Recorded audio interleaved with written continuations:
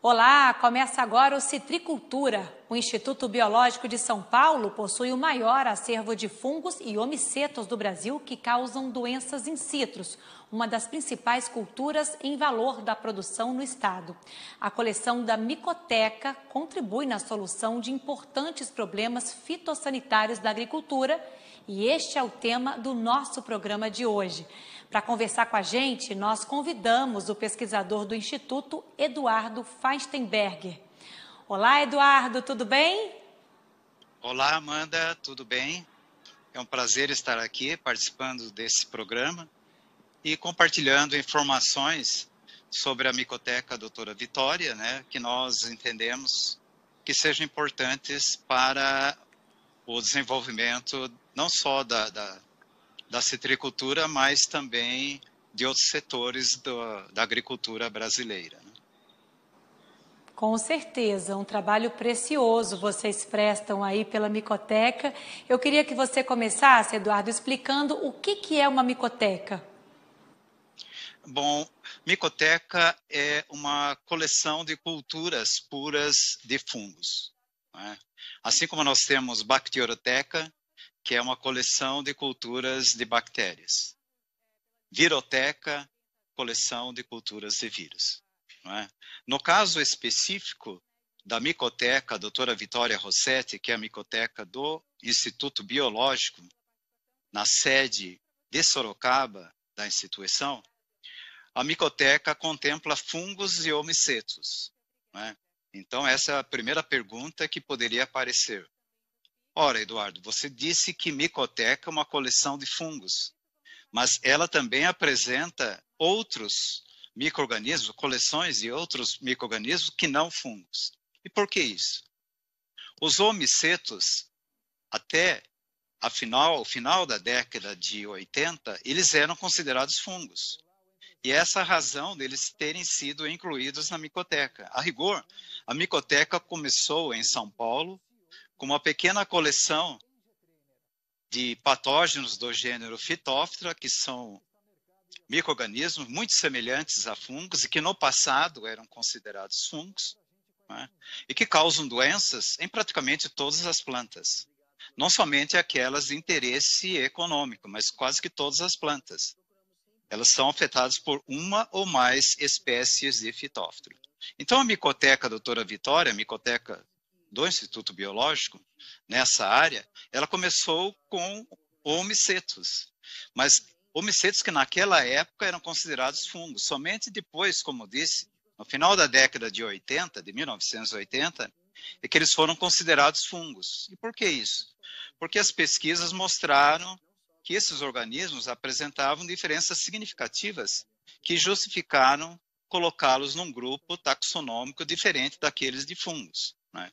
Então, a micoteca de Sorocaba, a exemplo, a despeito do seu nome como micoteca, ele também apresenta um número muito grande, eu diria até que nós temos na micoteca um número maior de exemplares de omicetos, né, de patógenos do gênero Phytophthora, esse gênero extremamente importante, não só em citros, mas em outras culturas importantes também. A micoteca também apresenta um número maior até desses omicetos de Phytophthora do que propriamente de fungos. E aí vocês começaram com esse acervo menorzinho e hoje tem uma coleção vasta, né? Como é que vocês fizeram para criar essa coleção? Vocês vão a campo, visitam a lavoura? Amanda, ela começou inicialmente porque esse é um primeiro passo das pesquisas. Não é? À medida que a gente vai trabalhar com uma determinada doença, e talvez seja interessante uma introdução sobre o que é doença. Não é? Doença é aquela interação complexa envolvendo o que? O hospedeiro, no nosso caso, as plantas. E muito em particular, como esse é um evento de citricultura, né? Um programa de citricultura, as plantas cítricas. Não é? Então, elas variam, elas podem ser mais suscetíveis ou mais resistentes, mais tolerantes à doença ou menos tolerantes. Envolvendo, é um triângulo, qual outro ápice? Né? Outro ápice seria o quê? O agente causal dessa doença. E daí nós temos vários organismos, bactérias, fungos, omicetos, né? E outros. Né? Então, e outro é o ambiente, então, que é tremendamente importante. Então, a doença é o resultado dessa interação complexa. Nós podemos ter o hospedeiro suscetível, a nossa planta cítrica suscetível, nós podemos ter o fungo agressivo, virulento, patogênico àquela planta cítrica, mas se o ambiente não for favorável, nós não temos a doença. Não é? Então, a importância, e o que nós temos em Sorocaba? Nós temos um dos componentes desse triângulo, desse sistema complexo, que são os agentes causais da doença. Não é? Nós temos o quê? Fungos e homicetos, que são importantes patógenos, são importantes agentes causais de doenças em citros. Né? Respondendo à sua pergunta, como é que eles foram obtidos? Inicialmente, nós tínhamos uma pequena coleção que era aqueles micro-organismos que a gente conseguiu para realizar as pesquisas. Naquela época, nós estávamos muito envolvidos em um programa de resistência varietal que era anterior até a minha entrada no Instituto Biológico, programa que foi iniciado na década de 50, avaliando plantas porta-enxertos de citros para maior ou menor resistência, maior ou menor tolerância à gomose de Phytophthora, que era uma doença das mais importantes da cultura. Ainda é muito importante, mas naquela época, muito mais. Não é? Então, nós tínhamos essa pequena coleção. Em 1987, nós nos transferimos de São Paulo para Sorocaba. E daí nós trouxemos aquela pequena coleção para Sorocaba. E lá, o que acontece? Ela cresceu.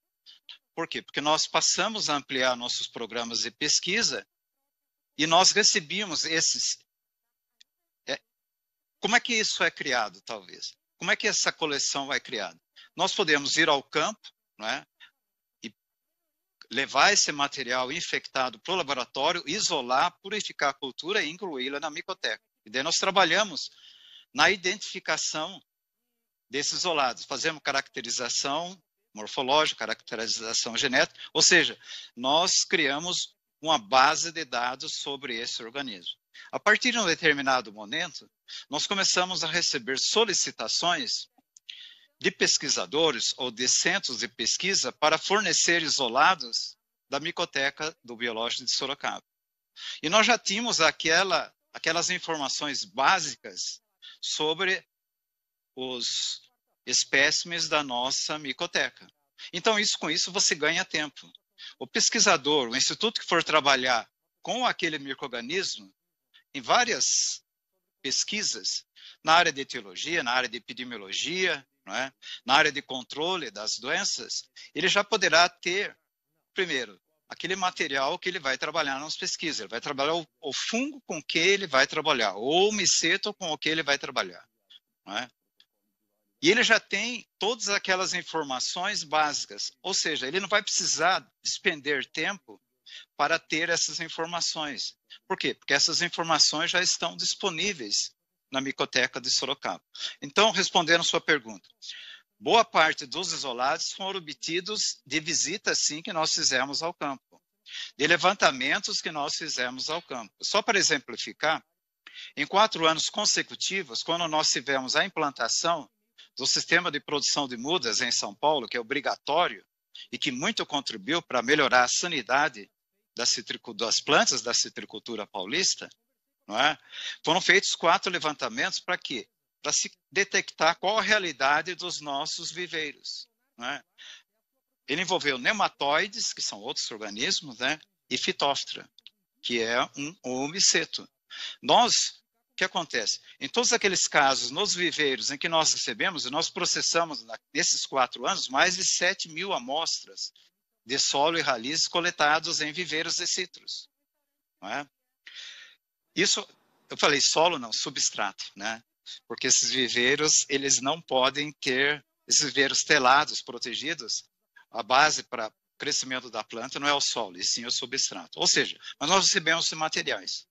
E de cada viveiro contaminado, nós isolamos o patógeno, isolamos Phytophthora e incluímos esses isolados na nossa micoteca. E nós fizemos todos esses estudos básicos. Então, a micoteca consiste em você obter o isolado, né, obter a cultura, e você preservar essa cultura. E esse é um processo dinâmico. Né? Nós temos isolados que foram obtidos há muito tempo atrás e temos isolados recentes. Né? Eu vou citar, talvez mais tarde, alguns exemplos que isso foi muito importante. Uma área importante, por exemplo, é ver a resistência. Nós temos doença importante, como a mancha marrom de alternária, não é? E nós temos uma coleção muito grande de isolados de alternária e alternata, que é o quê? O fungo agente causal dessa doença. Ele é muito importante. É a principal doença, eu não diria a principal. Hoje o HLB, o Green, é a principal doença disparado da citricultura paulista. Mas é uma doença extremamente importante para quem produz tangerinas e híbridos. Híbridos como o Tangur Murcote, né? Se você tiver um ataque severo, você pode perder toda a sua safra em questão de dias, né? Então, é uma doença muito importante. E o fungicida, que era recomendado, que era o mais utilizado no controle da doença, depois se mostrou resistente, né? Nós recebemos consultas de produtores dizendo que o produto não estava mais funcionando no controle da doença. Então, nós fizemos os estudos prévios, nós detectamos o quê? Que sim, isso no sudoeste do estado de São Paulo, em várias propriedades. Nós fomos lá e nós coletamos esse material, levamos até Sorocaba, nós obtivemos os isolados e nós fizemos os testes básicos, né? Então, havia sim uma suspeita de que o fungo tinha adquirido resistência ao fungicida, né? Depois de um trabalho cooperativo que envolveu o Fundecitos, envolveu a Escola Superior de Agricultura Luiz Queiroz, né? Foi feita uma tese de dissertação orientada pela professora Lília Morim, que se confirmou. Nós acabamos de publicar aí um trabalho na literatura nacional e trabalho também na internacional, dizendo o quê? Que esse fungicida não mais funciona, que era o fungicida mais utilizado para aquela cultura. Por que isso foi possível, Amanda? Porque nós tínhamos, para efeito de comparação, aqueles isolados do fungo que foram obtidos quando a doença foi pela primeira vez encontrada aqui em São Paulo, em 2003. Nós encontramos a doença em 2003. Então, nós tínhamos isolados daquela época, ou seja, isolados que não foram submetidos ao uso do fungicida. E que depois, pelo uso contínuo, pelo mau uso do fungicida, né, o que acontece? O fungo adquiriu resistência ao fungicida. Isso foi possível comparar, por quê? Porque nós comparamos os isolados que foram obtidos antes do uso deles com os isolados que foram obtidos depois do uso intenso deles. Então, a micoteca é tremendamente importante. Esse é um pequeno exemplo que nós damos, né, para mostrar que esse fato de você manter esses isolados, preservá-los em condições controladas, né, e cada fungo, cada omiceto, você tem uma condição adequada para a preservação desse material. Então, quer dizer, um trabalho bem importante, né? Respondeu, o senhor deu uma aula aí falando de como é que esse banco de dados precioso aí da micoteca, ele é utilizado, né? Não só na produção de fungicidas mais potentes, já que as plantas, esses fungos, eles criam resistência, né, aos produtos com o passar do tempo, como também o uso desse banco de dados aí da micoteca na academia, para outras instituições, para outras pesquisas. E como é que essa parceria de vocês com outras instituições, ela acontece? Vocês também acompanham trabalhos de doutorados e mestrados de outros pesquisadores, né, Eduardo? Sim. Em alguns casos, a gente simplesmente fornece atendendo a essas solicitações, né? Porque a gente tem um relacionamento muito próximo com os professores das várias universidades, né? Então, são vários os centros de pesquisa, as universidades, incluindo a USP, a Unesp, a Unicamp, universidades de outros estados, né, como o Fiscar e outras, né, no Rio Grande do Sul, centros de pesquisa como o Fundecitrus, a Embrapa, né? Então, esse material é fornecido. E muitas vezes nós participamos do próprio projeto, orientando essas teses de doutorado ou dissertações de mestrado, não é? Então, esse exemplo que eu dei de resistência é um pequeno exemplo, porque ele é muito atual. Isso é um relato bastante recente, né? E que comprova o benefício da micoteca, né? E o que mais você pode pontuar para a gente, Eduardo, em relação aos avanços feitos pelas pesquisas aí com esse uso do acervo da micoteca desde a sua inauguração em 1987? Bom, foram inúmeros os avanços, né? É difícil a gente citá-los todos. Nós vamos procurar aqui, a título de meramente de exemplificação, citar alguns casos em que a gente teve participação direta. Né? O primeiro deles, que é um programa extremamente importante, um programa antigo, que era fruto de um trabalho cooperativo, incluindo o biológico e o Instituto Agronômico, é um trabalho de resistência varietal, procurando o quê?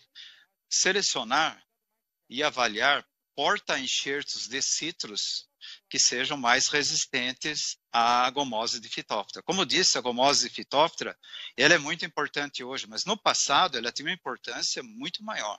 Ela chegou a ter, na década de 80 e 90, ela chegou a ser considerada como a principal doença nessa fase de implantação dos pomares, não é? Dada a importância, dada as perdas que provocava.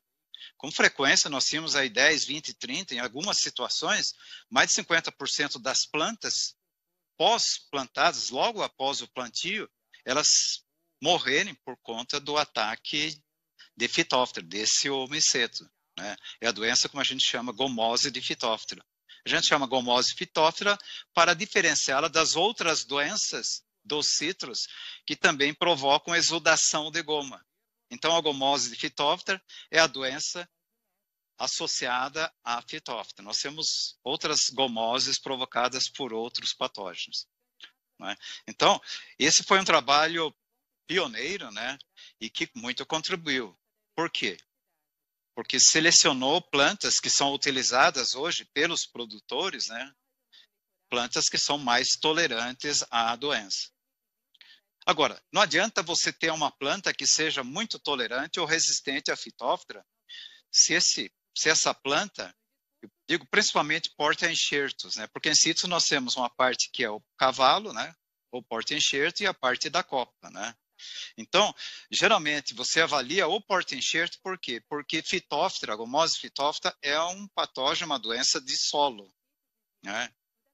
Esses organismos, eles sobrevivem no solo, embora eles possam também atacar órgãos da parte aérea da planta. Mas eles sobrevivem, eles ficam no solo, provocando o quê? Podridões de radicelas, podridão daquela região do colo da planta e podendo levar à morte da planta. Por isso que ela é muito importante. Então, esse programa foi importante por quê? Porque avaliou os porta-enxertos para selecionando plantas mais tolerantes. Mas como eu estava dizendo, não é suficiente você ter plantas somente resistentes ou tolerantes à Phytophthora. Esse porta-enxerto, ou essas plantas, elas têm que ter outras características agronômicas desejáveis. Né? Resistente a outras doenças que são limitantes da cultura, como tristeza, como outras doenças importantes. Né? Ela tem que também ser uma planta produtiva, dar frutos de boa qualidade, ou seja, são vários parâmetros agronômicos que têm que ser avaliados nesse processo. E incluindo, e um deles que é muito importante, é esse relacionado à maior resistência ou tolerância às doenças. Que essa é a parte que foi feita com o quê? Com isolados da nossa micoteca. Então, essa escolha, essa observação em relação à planta, ao enxerto, né, todas essas informações que você colocou, elas são fundamentais para poder avaliar o impacto de uma doença na produção, né, que possa vir a ter na produção. Perfeitamente. Essas doenças, elas comprometem muito, né? Nós temos, já citei o caso da mancha marrom de alternária. Se você não fizer um bom controle preventivo, você pode colocar em risco toda a sua safra. Nós temos também trabalhos e temos na nossa micoteca em Sorocaba, né? Eu falo nossa do Instituto Biológico, né? Nossa porque é de todos os pesquisadores do biológico que fazem, que compartilham, que muito contribuem também para a manutenção e para a ampliação da micoteca, né? Ou seja, é muito importante. Eu estava citando o caso da mancha marrom de alternária. Outra doença que a gente trabalha muito forte é a pinta preta. Né? E nós temos muitos espécimes do fungo, é uma doença fúngica causada por um fungo, e que ela pode causar perdas de até 80% dos frutos podem cair na pré-colheita. Isso em casos extremos, em variedades muito suscetíveis e quando a doença é muito severa. Não é? E também nós temos aí espécimens, coleções de culturas de Philosticta citricarpa, que é o fungo agente causal da pinta preta do Sutz na nossa micoteca. E que nós fornecemos, nós não só trabalhamos com esses espécimes, como também nós fornecemos a outros centros de pesquisa, né? Então, são muitos os aspectos, né? Então, quer dizer, isolados da micoteca já foram utilizados em estudos feitos não só no país, mas também no exterior, no sentido de você melhor conhecer o fungo agente causal dessas doenças, não é? Quais são as condições melhores para ele crescer, para ele se reproduzir, para ele sobreviver, não é? Esses patógenos, né, fungos e homicetos, eles conseguem sobreviver, às vezes por períodos prolongados, em situações adversas. É por isso que, às vezes, você tem a doença numa safra, depois na safra seguinte, né, mesmo que você tenha aí um inverno e um outono seco, né, cujas condições não são favoráveis à doença, mas a doença volta a ocorrer na safra seguinte, quando as condições voltam a ser favoráveis. Por quê? Porque esses organismos, eles têm estruturas de sobrevivência, né? Então, todas essas informações epidemiológicas, elas foram feitas, boa parte delas, no país, às custas de isolados da micoteca do Instituto Biológico, né? Então, isso é muito importante. Estudos, por exemplo, de resistência, como eu já citei. Estudos de controle, por exemplo, controle químico dessa doença. A seleção dos fungicidas que melhor controlam essas doenças, né? Nós usamos o quê? Para nós obtermos os resultados, o que nós estamos fazendo? Nós temos que, a nível experimental, nós inoculamos essas plantas, nós tratamos com os vários fungicidas que estão sendo selecionados, né? E nós avaliamos qual a performance do fungicida no controle da doença, né? Então, esse é um aspecto importante. Eu citei o aspecto da resistência, que foi possível por quê? Porque você tem aí um número muito grande de isolados, né? Na área de controle também, o controle químico, né? Não é só você selecionar o fungicida que melhor controla aquela doença, aquele fungo, ou aquele homiceto. É você definir qual a melhor dose em que ele funciona, qual a melhor metodologia de aplicação, se aplicação via foliar ou aplicação ao solo, qual o intervalo de aplicações, né? E uma coisa que é muito importante também é o viés ambiental. Isso é uma preocupação que nós temos nas pesquisas, que hoje isso é um denominador comum, né? Hoje, quer dizer, nós sabemos que a agricultura moderna não pode prescindir, no momento, dos defensivos agrícolas, mas é importante saber como utilizá-los de uma maneira mais racional. Então, quer dizer, nós conseguimos reduzir a dose dos fungicidas utilizados, reduzir o número de fungicidas. Muitas vezes ele não é necessário, né? O fungicida tem um trabalho extremamente interessante no controle de uma dessas doenças importantes da citricultura paulista, a podridão floral, não é? Tem um programa de análise de risco da doença, né?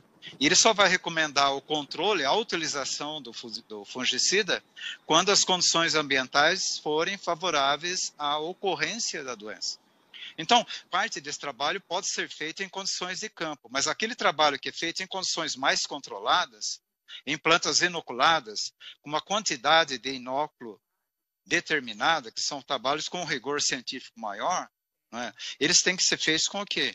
Em condições controladas. E daí, a participação importante dos espécimes da micoteca nesses trabalhos, né? Mesma coisa na área de controle biológico, né? É uma área que tende a avançar bastante por conta dessa questão ambiental, né? A população que é hoje, que é o quê? Que é alimentos saudáveis, na medida do possível. Verdade, a questão da segurança sem alimentar, resíduos, né? de agrotóxicos, exatamente. Então, o que acontece? Essa é uma preocupação dos institutos e é a preocupação muito grande do Instituto Biológico. As pesquisas têm esse viés ambiental, sustentável, não é? Como nós vamos controlar a doença sem agredir o ambiente? Sim, e a gente sabe que os produtores, eles buscam essas informações também para poderem modificar o seu manejo, né? Enfim, se adequar aos cuidados, mas sempre preocupados com a questão da sustentabilidade também. Agora, a gente está quase chegando ao fim aqui do programa. Eduardo, eu queria só que você encerrasse, por favor, dizendo como é que os produtores de citros eles podem ter acesso a essas pesquisas para consultas. Bom, é um acervo muito grande, não é? Nós listamos recentemente, a pedido do Fundecitrus, né, os trabalhos, teses de doutoramento, dissertações e mestrados que, nas suas pesquisas, né, utilizaram espécimes da micoteca. Nós listamos mais de 130 publicações. Não é? Então, o acesso mais fácil, e que é o que é muito utilizado, não só pelos pesquisadores, mas também pelos produtores, é entrar em contato direto conosco em Sorocaba. Mesmo porque nós podemos, ao invés de ele consultar uma literatura que é muito extensa, nós podemos dirigir para aquela informação que é do interesse mais direto do interessado, né? Seja ele pesquisador, seja ele produtor. Né? Então, nós temos feito isso com muita frequência. O produtor, e se ele quiser mais detalhe, nós damos as recomendações que ele precisa, né? E nós damos a bibliografia onde ele vai encontrar. E parte dessa bibliografia foi feita o quê? Utilizando espécimes da micoteca doutora Vitória Rossetti do Instituto Biológico. Muito bom. Eduardo, você quer deixar o e-mail para contato, caso as pessoas queiram buscar essas informações? Pois não. Eu tenho meu e-mail institucional, né? eduardo.feitenberg, que é o meu sobrenome, @spgovbr. E tenho o meu particular, né? Porque agora eu estou em teletrabalho, embora eu possa acessar, claro, o institucional, mas as pessoas, elas têm procurado muito mais o meu e-mail particular, que ele, a rigor, é também institucional, né? e.feitenberg@gmail.com. Muito bom. Então tá jóia. Eu quero agradecer a sua participação aqui no programa Citricultura e desejo muito sucesso para você aí no Instituto Biológico. Até a próxima. Até a próxima. Vamos tomar nosso suco de laranja, né? Que é um alimento saudável, né? Agora o consumo dele tem aumentado por conta da pandemia, né? Então, muito obrigado. E muito obrigada a você também pela companhia e pela audiência aqui em mais um Citricultura. A gente se vê. Tchau, tchau.